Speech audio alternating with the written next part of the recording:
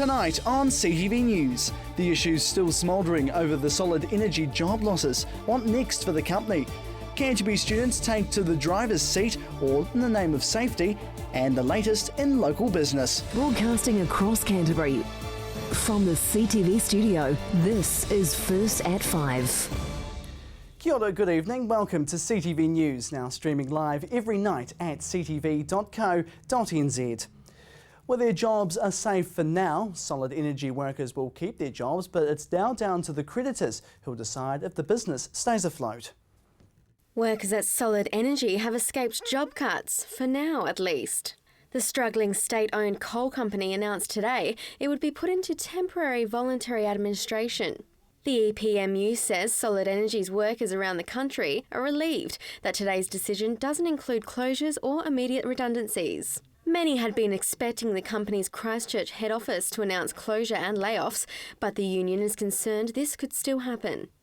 There is still a risk of company liquidation, but the union hopes that voluntary administration will mean more jobs can be saved and workers' entitlements to compensation and annual leave payments will be secured. But the company's future is now down to the company's creditors. If they agree to freezing company debts for a time, then functioning parts of the business could be saved and continue operating thereafter. Creditors will make a decision in mid-September. Since experiencing financial trouble in 2012, the company has shed nearly 900 jobs at Stockton, Spring Creek and Huntley East mines.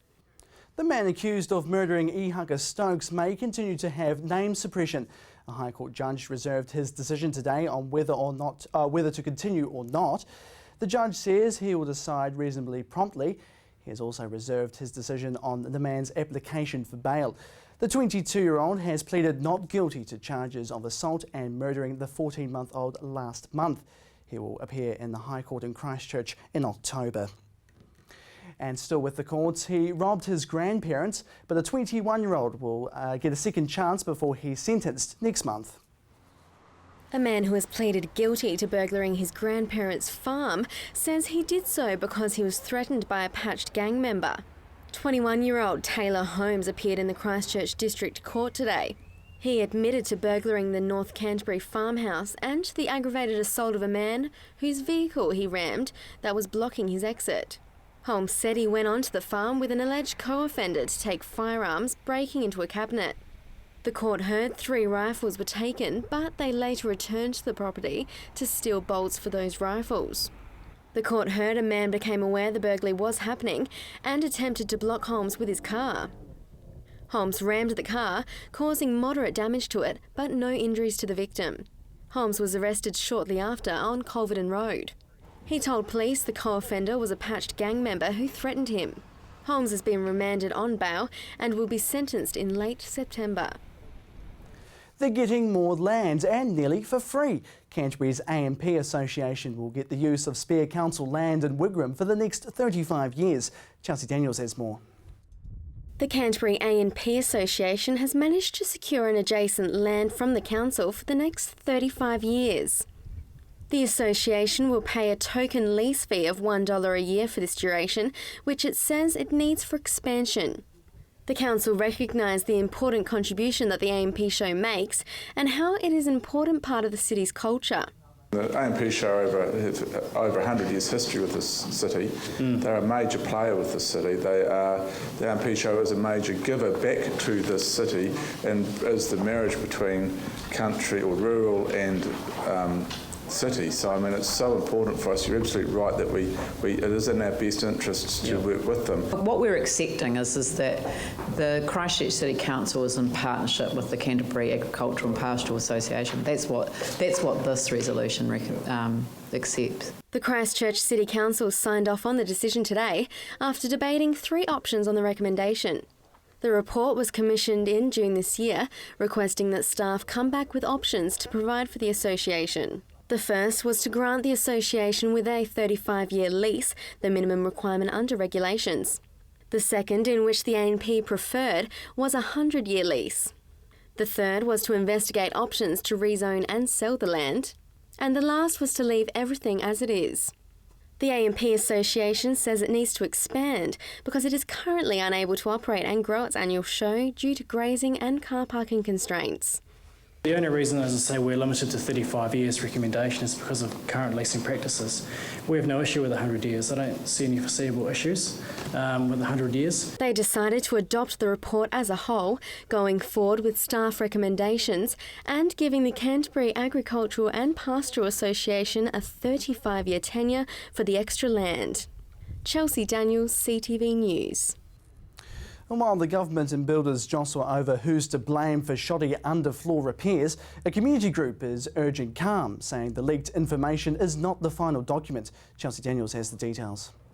It has been reported that a government investigation found shortcomings of underfloor repairs, but Cancern says the final reports haven't even been completed yet. Preliminary documents were presented to those involved in the process. However, the final draft hasn't yet been released. What's happened is that information seems to have been leaked before the final version has actually been completed. The final version hasn't come out yet. So that's where we're at now. We're working with leaked information, which may or may not be different from what the final version will be. The report is being conducted by the Ministry of Business, Innovation and Employment, which is reviewing 101 randomly picked Canterbury homes for repairs that are suspicious of poor underfloor work.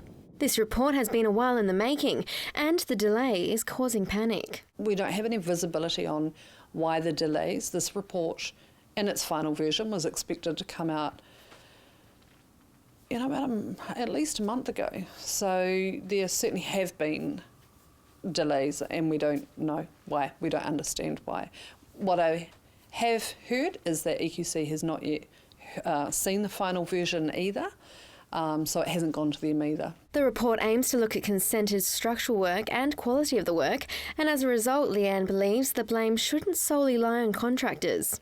There's some concern that certainly Cancern as an organisation has a concern about the assumption that the contractors will be scapegoated, that it will all be about, well, this was shoddy workmanship, which is quite different to the process that may have allowed them, or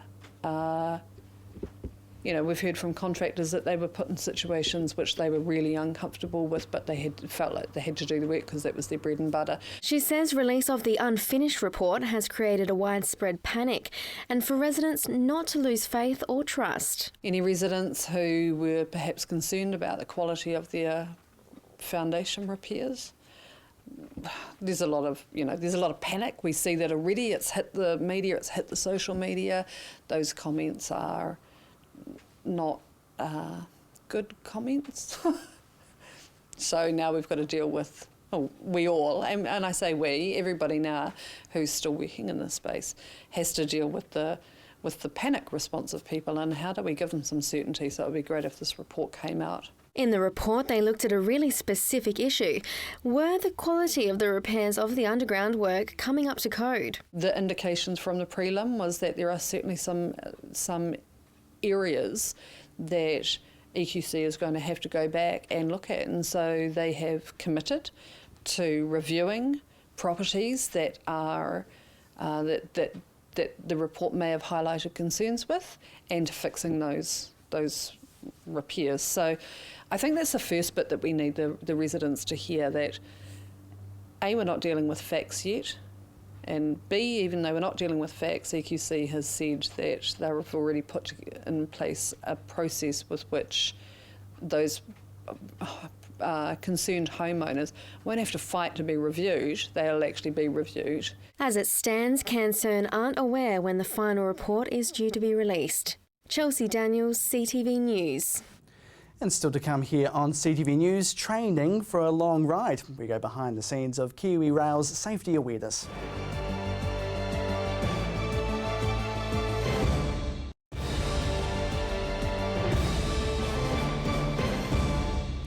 Welcome back to CTV News. Did you ever want to be a train driver when you were young? Well, for some lucky students today, they got to experience what it's like to get behind the wheel of a Kiwi Rail train. But it wasn't all fun and games with the strong message to keep everyone safe. It may look like a game, but it's all about making the region safe.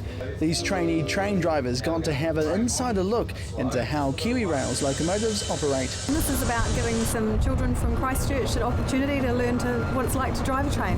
Around 20 Waimaori school students got a step-by-step run-through of the controls and buttons that make the trains work. We're trying to get the message across to them that trains take a long time to stop, so they're getting to have a go at pulling on the brake, and we're teaching them that it can take up to 10 rugby fields for a fully laden train to come to a stop. The high-tech simulator has been used by a number of Kiwi Rail drivers to get them up to speed with the driving conditions. A good idea for those still starting out. Gives the trainee driver a good introduction to the cab and the actual controls. Yep. And what happens with his training in the real world of driving trains. But it's more than just the driver training. The public need to be aware as well. Canterbury has definitely been identified as one of the regions where the risk is higher in terms of collisions per population, and certainly the South Island in general, we tend to see more collisions down here. The stats in Canterbury don't look good either. Over the last 10 years, nearly 60 level crossing incidents have occurred around the Canterbury region. The majority of them are from heavy and light vehicles, and 3 pedestrians have also been involved with rail accidents. People, particularly in rural areas, tend to get a little bit complacent around railway lines. They expect that the train might come at a certain time and get a bit complacent. So yeah, this is about reminding people to get off autopilot and expect a train any time. The consequences of those crashes are significant, and the trauma involved for everybody involved, from the train driver to families to everyone else that responds as well, is significant. And it's not very often that people walk away from train crashes involving vehicles and trains. Many people have been through the shipping container and witnessed what New Zealand train drivers encounter. It's a lot more complicated than I expected, actually. Oh, I thought it was really hard. Yeah. It's tricky. Harder than I thought, especially if they can't see you. And I got to have a go as well, and the kids were right. That's your throttle there. Yep. That's forward and reverser. That's your train brake, so that brake puts the brakes on all the wagons behind you. Let's just say I'll stick to my day job, but for now the message is clear for everyone. Be safe around trains. Jared McCulloch, CTV News. A proposal to merge 2 of the region's polytech organisations has been given to the government to consider. Last month, the councils from both CPIT and Aoraki Polytech informed staff that the merger may go ahead. The joint proposal has been given to the Tertiary Education, Skills and Employment Minister Stephen Joyce, with public submissions being undertaken before the government makes the final recommendation. If the merger does go ahead, Timaru-based Aoraki College will close and join CPIT under a different name. And now here's Warren Head from headliner.co.nz with this week's business news. I'm Warren Head from headliner.co.nz. Well, in town, one of our biggest companies has been Solid Energy, based out in the Addington area for several years now. A company which owns the state coal mines in effect of the past and operates them as an SOE on the West Coast and in other provinces.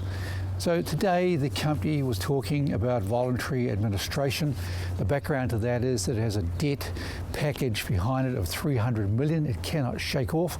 The banks have already taken a haircut in the last year, and the banks are looking for some satisfaction, I would think, in the longer term. Now, the government, of course, is critically interested in the outcome of what happens with what's called VA. So how does VA work? Well, an administrator goes in and he looks at the business and he sees what is good about it and he tries to keep it going. He can, of course, come up with the option of selling those parts off, which is possibly what they're thinking of doing with Solid Energy's coal mines, and he can get rid of the rest, the rubbish that sits around it. What happened to Solid Energy is that over many years it looked at other ambitious projects and many of them did not come off, and things just went from bad to worse as the coal prices around the world started to fall as well. We've already seen Bathurst Resources, a big mover of coal through the Port of Lyttelton, mothball its new proposed mines near Westport. At the bottom end of all this, of course, are the jobs in those regions, so I would hope that VA leads to a continuation of those mines, possibly under some private ownership, one that's purely focused on coal, because the coal price is a cycle, does turn around, does come back. On the question of commodities, very much on everybody's mind this week. Oil prices fell very sharply, of course coming on the back of our dairy price plummeting on the world markets, and what's driving all this down is a shortage of demand and an excess of supply in all those commodity areas, apart from some other very good agricultural products that we sell.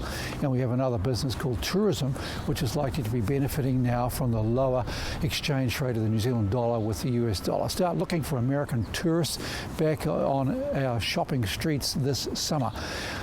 The other thing that happened this week is that the Chinese currency was devalued of sorts, because essentially the Chinese currency has been pegged to the US dollar for many years. They moved it away, put it onto the free market, and you cannot quibble with that, and promptly things went a little haywire on the world currency markets, unsettling the world equity markets, and things have been in a state of flux now for several hours, almost last night, minute by minute changing of the currencies. Will the US dollar go up, will it go down, all those sorts of issues.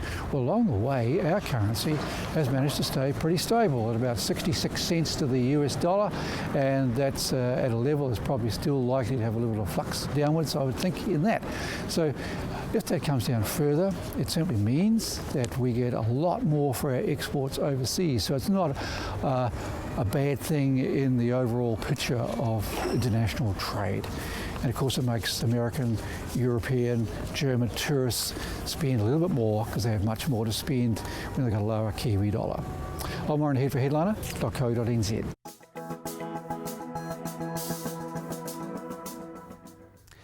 Well, if you've got a news story that you think our newsroom should know about, you can email them to us at news@ctv.co.nz. You can also find all our bulletins and stories online at ctv.co.nz, as well as live streaming at 5 p.m. every night. Alrighty, still to come, your region's weather.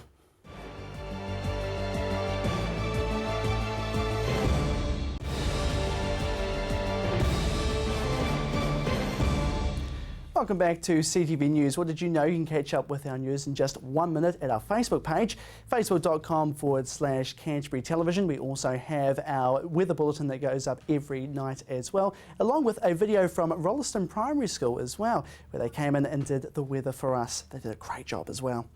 And speaking of the weather, here's Mercy with your weather forecast.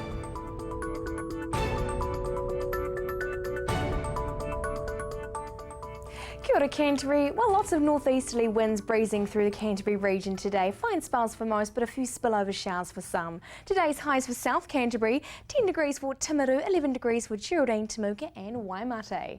Central Canterbury, Christchurch, you had a high of 13 degrees today. A little bit cooler there though for Akaroa on 12. 12 degrees was also shared by Leeston, Ashburton and Darfield, and Methven 10 for you. Looking further north, Kaikoura, you also shared 12 degrees along with Cheviot, Amberley, Culverden and Oxford, 13 down there for Rangiora and 11 degrees for Hanna Springs.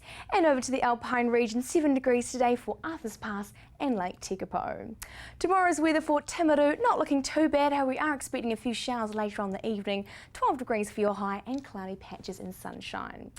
Ashburton now, similar picture for you, these rainy showers coming through in the evening, 13 degrees for your high and northeasterlies breezing on through. Christchurch, you can expect a little bit of a soggy Friday evening for you as well, 13 degrees for your high and 5 for your morning. And over to Kaikoura, we're also expecting that cloud to be quite dominant for your Friday. Sunny skies though for the morning, but a little bit of rain later on. Let's check out what's happening for the rest of the Canterbury region. Looking a little bit soggy for Friday, especially later on the day. 12 degrees for Waimate, Temuka and Geraldine. Central Canterbury, you are not escaping those showers either. Could be a little bit soggy for you. Akaroa and Leeston on 12 degrees, 11 there for Methven. Could be quite sunny though, with a few cloudy patches in the morning for you guys. Looking further north, northerly winds really coming on through for North Canterbury. We're expecting 13 degrees for Rangiora and Culverden there, but we are seeing a little bit of showers and drizzle for the evening. And over to the Alpine region, showers here as well. Could be a few sunny breaks though for Lake Tekapo. The weekend, not looking too good. That should actually say 11 degrees there for Kaikoura. We're also expecting there could be a little bit of snow above 700 metres for Kaikoura, and we're expecting rain for everywhere else, increasing during the evening. So Sunday again, these southerly winds are really out and about. They will be coming through Saturday and staying on Sunday, and that rain hopefully should be easing later on during the day. The rest of the Canterbury region is following that similar trend of rain and southerly winds really coming through on Saturday. Flipping over to Sunday, we're also seeing not great weather, not great temperatures, really cooling down the temperatures, those southerlies coming through. However, it is looking a little better for North Canterbury with the sun coming out here and there. So your weekend, you might not be able to get your washing dry, but you might be able to snuggle up on the couch, read a good book or watch a good movie. That's your weather for Thursday.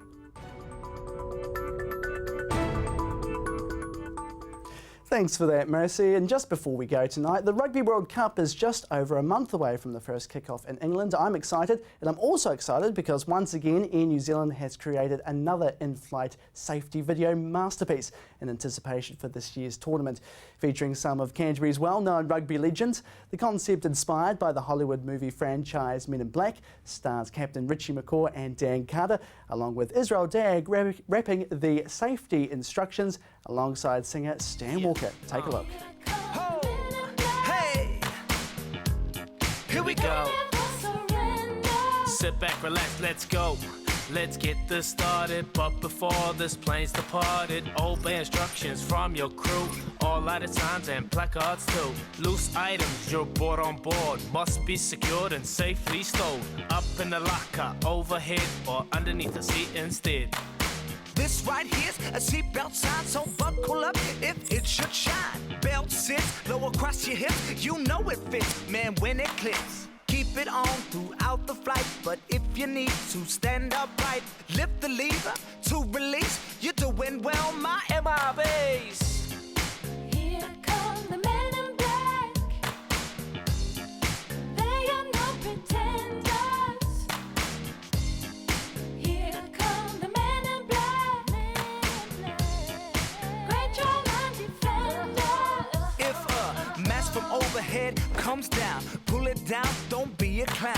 Place it over your mouth and nose. This right here is how it goes. Pull the straps up on each side. Breathe like normal, yep, that's fly. Air still flows, no bag inflation. Fit your mask before your mates one. Emergencies, take off for landing. Prepare yourself, do this exactly. Brace against the seat before you. Here's another version for you. Place your hands up on your head, your elbows right beside your legs, your feet firmly upon the floor. But listen now, we got some more.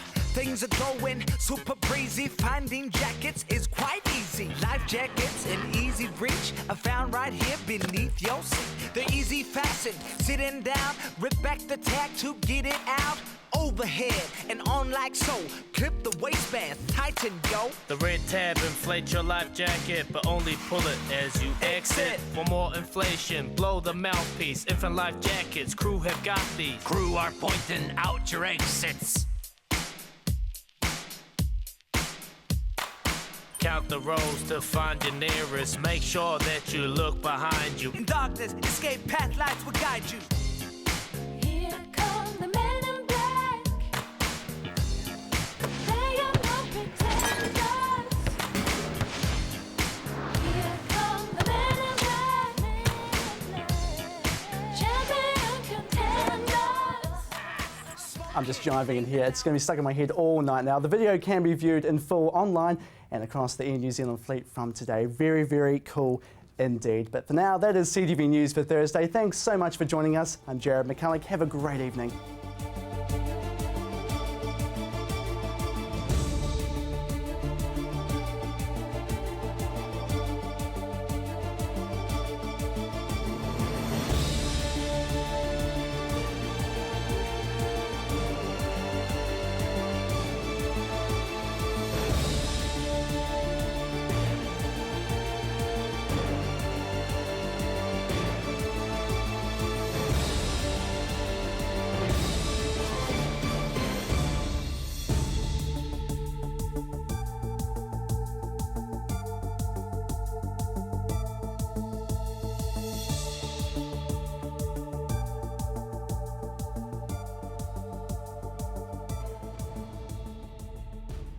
Supporting local content so you can see more of New Zealand on air.